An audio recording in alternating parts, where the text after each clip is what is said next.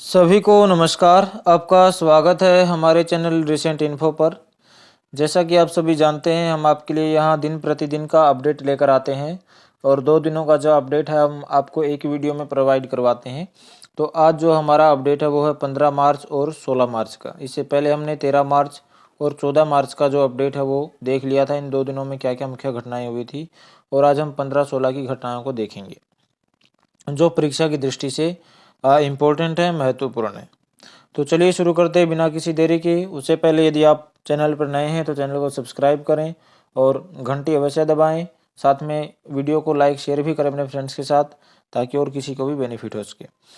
तो चलिए शुरू करते हैं। सबसे पहले हर वर्ष विश्व उपभोक्ता अधिकार दिवस कब मनाया जाता है। तो प्रत्येक वर्ष ये विश्व उपभोक्ता कौन होता है भाई? जो कोई सामान खरीदता है, जो कोई सर्विस लेता है, वो उपभोक्ता होता है। तो उसको अपने अधिकारों के प्रति जागरूक करने के लिए दिवस मनाया जाता है। उपभोक्ता के क्या क्या अधिकार होते हैं, तो ये मनाया जाता है 15 मार्च को। हम जो 15 मार्च और 16 मार्च का अपडेट देख रहे हैं, तो इस दिन जो दिवस मनाए जाएंगे उनका भी हम अपडेट आपको देंगे। कई बार परीक्षाओं में पूछा जाता है कि ये दिन ये जो दिवस है को कौन सी तारीख को मनाया गया।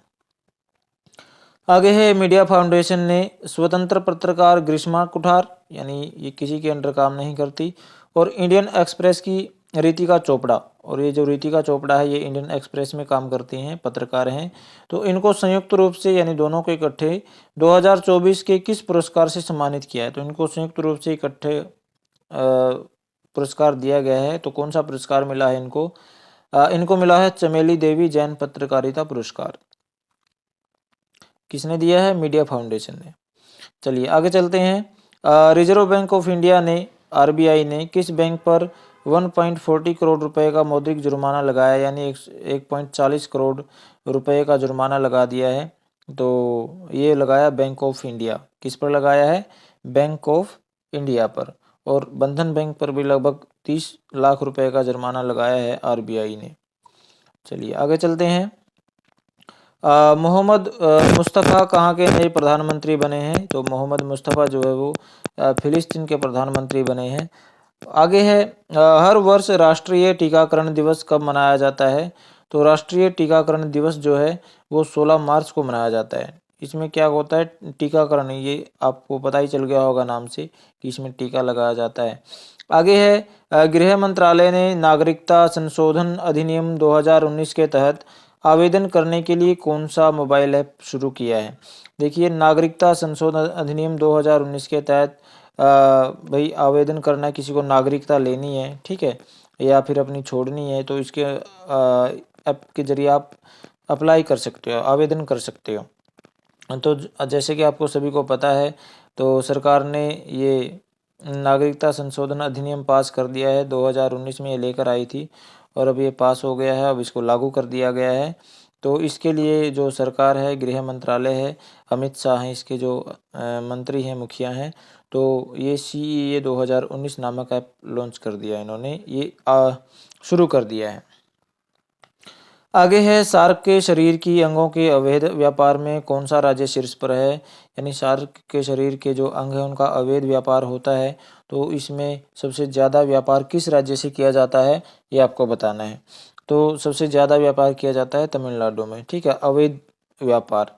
इसके जो पंख होते हैं, या जो शार्क के पंख होते हैं, उनकी ज़्यादा मांग है, फेन। आगे है, राष्ट्रीय अपराध रिकॉर्ड ब्यूरो NCRB द्वारा लॉन्च किए संकलन, यानी इन्होंने एक मोबाइल ऐप लॉन्च किया है संकलन। तो उसका उद्देश्य क्या है आपको बताना है। किसने लॉन्च किया इसको? राष्ट्रीय अपराध रिकॉर्ड ब्यूरो ने। तो इसका जो उद्देश्य क्या है, इसका है नए जो आपराधिक कानून है उनको माध्यम से नेविगेट करना, ठीक है। तो ये भी कई बार पूछ लिया जाता है कि ये मोबाइल ऐप लॉन्च किया गया है तो किस कारण से इसका लॉन्च हुआ है, ये किस काम के लिए इसको लॉन्च किया गया है। आगे चलते हैं। फूलदेई त्यौहार कहाँ शुरू हुआ है। तो फूलदेई त्यौहार जो उत्तराखंड में शुरू हुआ है। उत्तराखंड के जो मुख्यमंत्री हैं पुष्कर सिंह धामी। आगे है, NHPC लिमिटेड, तो इसके जो नए निदेशक हैं वो कौन बनाए गए हैं आपको बताना है। तो NHPC के जो लिमिटेड है उसके नए निदेशक बनाए गए हैं संजय कुमार सिंह को। आगे है, भारत में लॉन्च की गई एयरलाइंस का नाम क्या है, जिसे नागर विमानन मंत्री ज्योतिरादित्य सिंधिया ने हरी झंडी दिखाई। तो एक नई एयरलाइन लॉन्च की गई है भारत में और इसको जो हरी झंडी दिखाई है वो हमारे जो नागर विमानन मंत्री हैं ज्योतिरादित्य सिंधिया, उन्होंने इनको हरी झंडी दिखाई यानी इनका शुभारंभ किया, आरंभ किया। तो ये इसका नाम क्या है, फ्लाई 91। क्या नाम है, फ्लाई 91। तो ये नई एयरलाइन का नाम है जो अभी लॉन्च की गई है। आगे है, केंद्रीय गृह मंत्रालय ने अमेठी जिले के कितने रेलवे स्टेशनों का नाम बदलने के उत्तर प्रदेश सरकार के प्रस्ताव को मंजूरी दे दी है। तो कितने रेलवे स्टेशनों का नाम बदला जाएगा, जो उत्तर प्रदेश सरकार ने गृह मंत्रालय को अपने आवेदन किया था बदलने के लिए, तो कितने स्टेशन बदले जाएंगे, 8। ठीक है, ये 8 है। तो 8 रेलवे स्टेशनों का नाम बदला जाएगा अमेठी जिले के। अमेठी से जो राहुल गांधी चुनाव लड़ते हैं। चलिए आगे चलते हैं। क्रिटिक्स चॉइस अवार्ड 2024 के छठे संस्करण में किस फिल्म ने शीर्ष, तो ये जो सम्मान जीता है ये जीता है 12वीं फेल ने, 12th फेल एक IPS ऑफिसर की ट्रू बेस कहानी है, यानी जो 12वीं में फेल हो गया था फिर उसने अपनी कड़ी मेहनत करके आज अपना सम्मानजनक पद प्राप्त किया है। और दोनों की उसमें जो उसकी प्रेमिका है उन्होंने भी अच्छा पद प्राप्त किया है। तो मोटिवेशनल है, काफ़ी बच्चों को दिखाई जाती है ये। आगे है, भारत के सबसे ऊंचे मौसम टावर का उद्घाटन कहाँ किया गया है। तो भारत के सबसे ऊंचे जो मौसम टावर उसका जो उद्घाटन वो भोपाल में किया गया। भोपाल कहाँ है, मध्य प्रदेश में।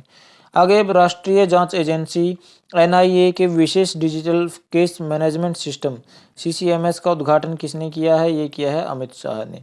तो कई बार ये भी पूछ लेते हैं भाई किसी चीज़ का उद्घाटन हुआ है तो किसने किया है, ये भी प्रश्न आता है परीक्षाओं में। तो ये सब बातें ध्यान रखने लायक हैं, क्योंकि जो आपका करंट अफेयर का पोर्शन आता है जिसमें आपके 5 से 10 क्वेश्चन आते हैं, तो उनको यदि सही करना है, किसी में ज़्यादा भी हो सकते हैं, लेकिन यदि आपका GK 20 नंबर का दे रखा है किसी पेपर में, उस GK में से लगभग 5 से 10 क्वेश्चन आपको करंट अफेयर से पूछे जाते हैं। आगे है, किसने प्रसार भारती के नए अध्यक्ष के रूप में कार्यभार संभाला है। तो प्रसार भारती का नया अध्यक्ष किसको बनाया गया है, ये बनाया है नवनीत कुमार को। किसको बनाया गया है, नवनीत कुमार को। आगे है, किस राज्य सरकार ने भारत की पहली LNG संचालित बस लॉन्च की है। तो LNG से जो बस चलेगी सबसे पहले किस राज्य में चलेगी, ये चलेगी महाराष्ट्र में। महाराष्ट्र में सरकार है एकनाथ शिंदे। आगे, किस राज्य में पांडुवला गुट्टा को विशेष भू विरासत घोषित किया है। तो पांडुलवा गुट्टा किस राज्य से संबंधित है, ये है तेलंगाना राज्य से। तेलंगाना राज्य से। इसके जो मुख्यमंत्री हैं वो नए बने हैं रेवंत रेड्डी। आगे है, अनुमुल्ला रेवंत रेड्डी। किस देश ने दुनिया की पहली 3D प्रिंटेड मस्जिद का अनावरण किया है। देखिए, मस्जिद में कोई बड़ा काम करेगा तो वो हो सकता है कोई मुस्लिम देश ही करे। तो मुस्लिम देशों में जो सऊदी अरब का नाम प्रमुखता से लिया जाता है, तो सऊदी अरब ने 3D प्रिंटेड मस्जिद का अनावरण किया है। आगे है, किसने सऊदी अरब ग्रां प्री का खिताब जीता है। तो ये जो जीता है ये मैक्स वर्स्टेपन ने जीता है। तो आज की वीडियो में इतना ही। मुझे आशा है कि आपको वीडियो पसंद आया होगा। जाने से पहले लाइक शेयर अवश्य करें ताकि आपके फ्रेंड्स भी इससे कुछ बेनिफिट उठा सकें और हमारे साथ जुड़ सकें। और यदि आप अभी तक चैनल को सब्सक्राइब नहीं किए हैं तो सब्सक्राइब कर लें और घंटी ज़रूर दबा दीजिएगा, क्योंकि घंटी नहीं दबाओगे तो आपको आगे का जो नोटिफिकेशन है हम अपडेट देंगे वो नोटिफिकेशन नहीं मिलेगा। और नोटिफिकेशन नहीं मिलने से हो सकता है आप वंचित रह जाएं देखने से, कुछ जानकारी आप प्राप्त करने से। तो सब्सक्राइब करने के बाद घंटी अवश्य दबाएं। मिलते हैं अगले वीडियो में। थैंक यू, धन्यवाद।